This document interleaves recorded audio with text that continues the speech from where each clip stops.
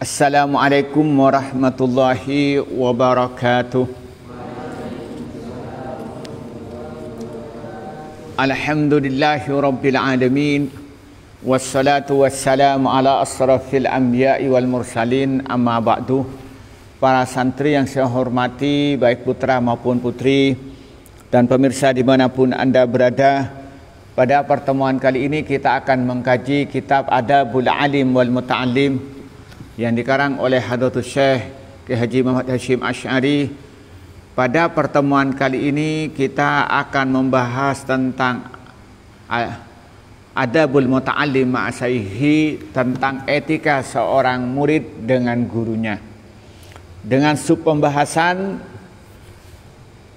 tidak boleh mendahului guru dalam berbicara atau di dalam menjawab masalah. Bismillahirrahmanirrahim. Wal hadi asyarah, dan adapun ke-11, alla yasbiqa, supaya tidak mendahului siapa muta'allim, asy-syaikhah, pada guru, ila syarhi mas'alatin, pada menjelaskan satu masalah, au jawabi su'alin, atau menjawab masalah, wala yusawikuhu, dan tidak menyamai siapa muta'allimhu pada guru, minhu, dari menjelaskan masalah atau jawab masalah, wala yudhiru, dan tidak boleh memperjelas atau menampakkan siapa muta'allim ma'rifatahu, pada mengetahuinya sesuatu, mengetahuinya muta'allim bihi, dengan sesuatu, au idrakahu, atau pada mengetahuinya muta'allim lahu pada sesuatu. Jadi kalau di sini wal hadi asra alla yasbiqa syaikha ila syarhi masalatin au jawabi su'alin wala yusaqihu minhu wala yadhu ma'rifatahu bihi au itrakahu lahu. Etika ke-11, supaya dia tidak mendahului gurunya di dalam masalah, menjelaskan satu masalah atau jawab pertanyaan. Jadi begini ceritanya, kalau umpamanya sampai duduk-duduk dengan gurunya, lalu ada orang bertanya kepada gurunya, bagaimana hukumnya orang yang wudhu, wajib apa tidak kalau dia mau melaksanakan sholat. Kan sampean tahu hukumnya ya. Orang bertanya pada gurunya, gak usah sampai yang jawab, walaupun sampean tahu, dengerin aja gitu, biar gurunya sampean yang menjelaskan. Paham ya? Contohnya begini, kan badau, untuk harus tahu kok nyalkok gitu, ngomong duluan itu nggak boleh. Karena berarti apa? Mengganggu kenyamanan guru. Atau wiritan. Nah, ini yang sampai sering terjadi. Urutannya ngadok gitu ya. Gurun bingung gitu ya. Itu nggak boleh juga. Jadi wiritan bareng-bareng, gurunya wiritan, sampai maka adok bingung ini. Oh, tak boleh. Laba-laban gurunya, nggak boleh. Nah, ini juga begini. Kalau tidak boleh mendahului gurunya dalam menjelaskan satu masalah atau jawab pertanyaan, diam aja, kecuali disuruh. Bagaimana kau bisa jawab tak? Kalau nggak disuruh, diam aja, walaupun sampean tahu, mendengarin saja. Bisa jadi masalah itu permasalahan tidak bisa dijelaskan hukum secara normatif. Contohnya, ada orang bertanya kepada saya misalnya, bagaimana hukumnya bunga bank? Saya tahu yang dihadapin itu orang pegawai bank konvensional. Ya, saya jawabnya mesti bilang, ulama beda pendapat. Ada yang menyatakan haram, ada yang menyatakan halal. Konferensi Fikih Internasional pada tahun 1971 di Jeddah menyatakan bahwa hukumnya haram. Majelis Ulama Indonesia juga menyatakan haram. Nah, tapi juga banyak yang menyatakan halal, seperti misalnya Ali Jum'ah dari Mesir, selama itu bunganya tidak besar, dan itu digunakan untuk kepentingan bisnis, bukan untuk konsumtif misalnya. Tapi kalau yang tanya itu sudah nanti orang itu sudah dia itu misalnya saya tahu warok dan dia tidak punya hubungan dengan bank, ya jawab misalnya haram, itu kan beda jawabnya. Jadi walaupun sampai nanti tahunya sampean yang haram toh, padahal tidak tahu penjelasan ulama. Orang tanya pada sampean bagaimana seorang suami itu megang istrinya, batal atau enggak wudhunya? Sampean tahu waktu ngaji di Fathul Mu'in Salih Hamrani hukumnya apa? Batal atau enggak batal? Batal. Nah, orang tanya pada saya, belum tentu saya jawabnya batal. Orang dia umpamanya dia itu orang mau haji atau mau umroh, tanya pada saya bagaimana hukumnya seorang suami megang istri, batal atau tidak? Jawabnya saya, kalau sampean wuduknya itu meniru Imam Ahmad, mengusap sekujur kepala dan sampean niatnya ikut Imam Ahmad, maka otomatis wuduk sampean tidak batal. Kenapa? Kalau nanti dia nyampe ke Mekah pakai madhab Syafi'i, wuduknya batal dengan megang istrinya atau megang perempuan, nyentuh perempuan, apa yang terjadi? Umrohnya apa namanya? Tawafnya nggak selesai. Karena di Mekah mesti itu, ya kalau sekarang corona, mesti desak-desakan gitu. Ya, kena depan Ka'bah itu saya kadang harus nahan gitu. Istri saya takkan di depan, di belakang hilang. Orang penuh, orang Arab besar-besar itu. Orang yang hitam itu, gitu. Kalau nabrak orang sudah berantakan gitu. Iya, megang sudah batal.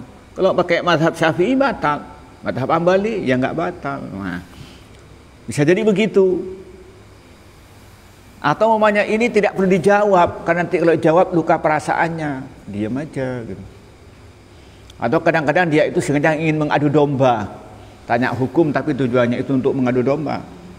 Maka karena itu tidak mendahului gurunya di dalam menjelaskan masalah atau menjawab pertanyaan, kecuali memang dipersilahkan oleh gurunya untuk menjelaskan atau menjawab. Wala yusawikuhu minhu, dan jangan menampakkan bahwa dan juga jangan rebut bersamaan. Ngomong gurunya ngomong, dia ngomong juga, nggak boleh. Kalau yusawikuhu itu artinya apa? Furbana omong itu ya, gurunya bareng omong ikut omong gitu ya. Nah itu namanya yusawikuhu. Kalau bahasa Maduranya apa? Kok nyalkok katanya orang Madura, apa katanya sini nih?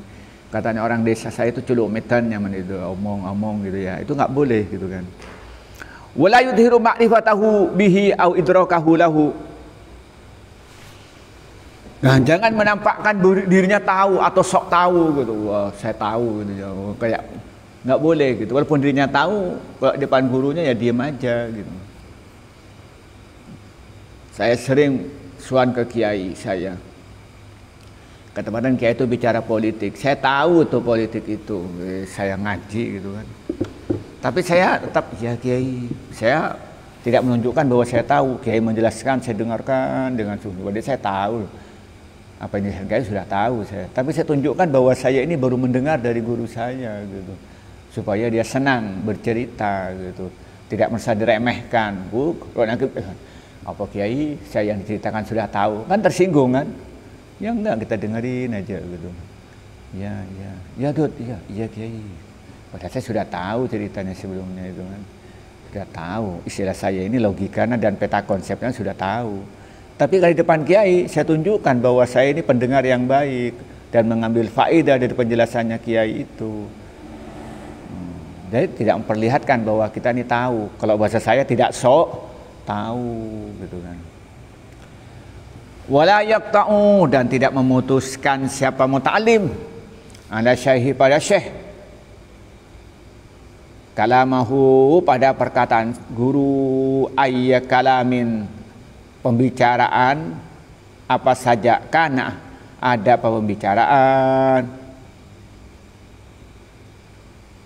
Nah, dan juga jangan memutuskan pembicaraan wala yaqtu ala syaihi kalamahu ayya kalamin kana. Tidak boleh memutuskan pembicaraan guru. Jadi kalau gurunya bicara, dengarkan aja dulu. Nanti kalau begitu berhenti baru minta izin, mohon maaf kiai, saya ingin ada keperluan gitu. Jadi kalau gurunya bicara dengerin gitu. Berarti sampean nggak cocok dengerin aja gitu. Tunjukkan bahwa sampean perhatian dengan pembicaraan gurunya, jangan diputus, jangan dihentikan. Wala yusabiquhu, dan tidak boleh mendahului pembicaraan guru. Wala yusabiquhu, dan juga tidak boleh menyamai. Wala yusabiqu, dan wala yusabiqu, tidak menyamai siapa muta'alimhu kepada guru. Bal yasbirah, bahkan sabar siapa muta'alim hatta yafrah, sehingga selesai asal siapa guru min kalamihi, dari pembicaraannya guru. Semua takallamu, kemudian bicara siapa muta'alim. Di sini katanya wala yusabiquhu wala yusawiquhu, jangan sampai mendahului pembicaraan gurunya.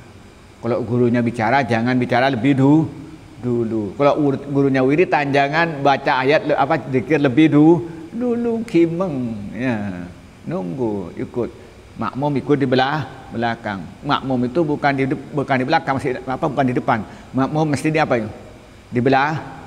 Penumpang itu yang banyak di mana? Belakang, kecuali becak. Becak penumpangnya di depan. Tapi selain becak, hanya penumpang di belakang. Masa boncengan sepeda motor ya di depan. Kecuali yang bawa anak kecil di depan. Tapi yang umum namanya bonceng di belakang. Ya makmum mesti di depan. Kok depan? Makmum mesti belakang, kecuali becak mesti di belakang. Itu maka di sini jangan mendahului gurunya, atau tidak boleh menyamai gurunya dalam pembicaraan.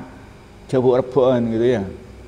Apa katanya? Bal yasbir hatta yafra syaihu min kalamihi summa yatakallamu.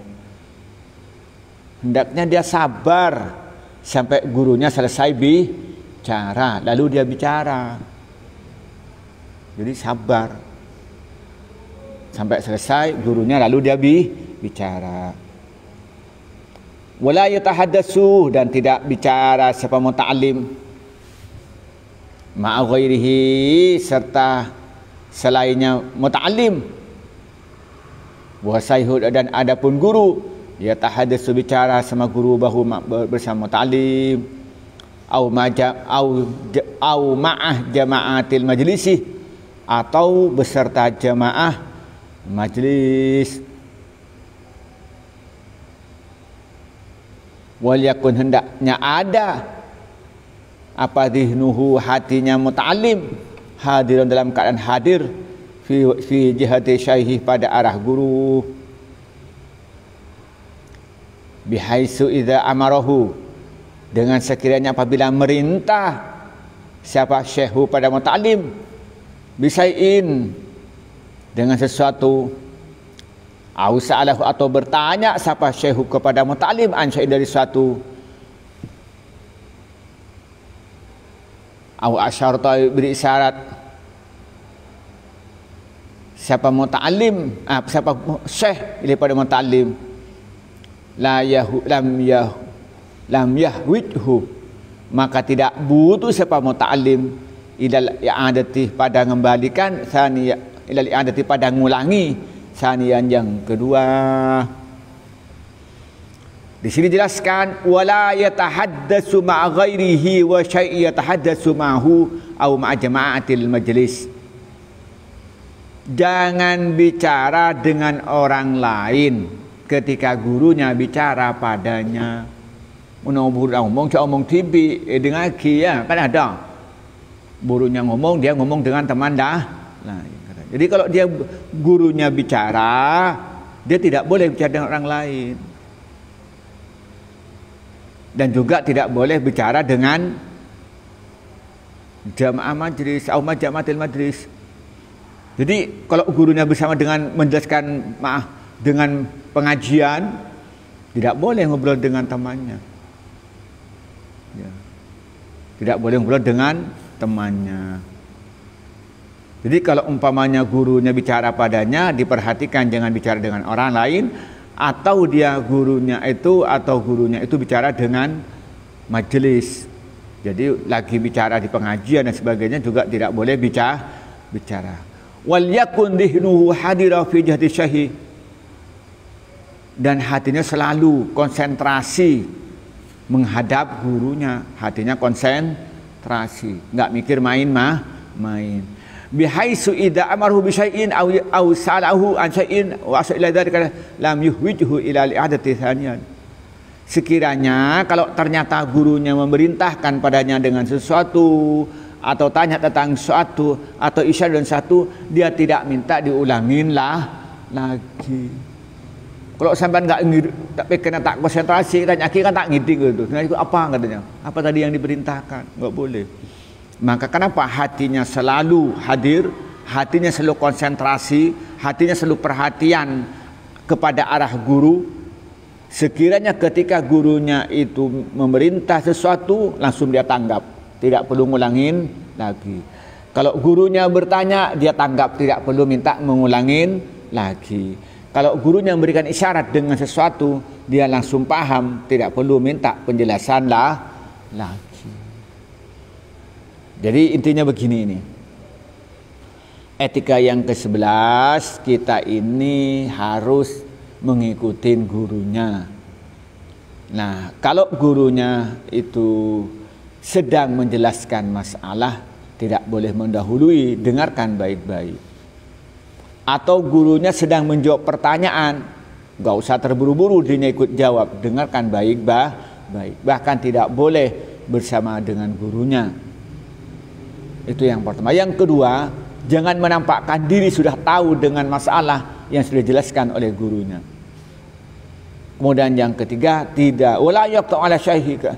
Dan yang ketiga, tidak boleh memutuskan pembicaraan gurunya. Yang keempat, tidak boleh mendahului, tidak boleh menyamai, bahkan dia sabar menunggu sampai selesai. Dan ketika gurunya bicara padanya, tidak boleh bicara dengan orang lain. Atau tidak ketika gurunya bicara dalam jamaah juga tidak boleh bicara dengan yang lain. Akan tetapi pikirannya selalu konsentrasi terhadap apa yang diucapkan oleh gurunya, sehingga ketika gurunya merintah, bertanya atau isyarat, langsung tanggap, tidak perlu minta penjelasan 2 kali, tidak perlu mengulangi 2 kali. Inilah yang kita sampaikan pada malam ini, semoga bermanfaat. Wallahul muwaffiq ila aqwamit thoriq. Wassalamualaikum warahmatullahi wabarakatuh.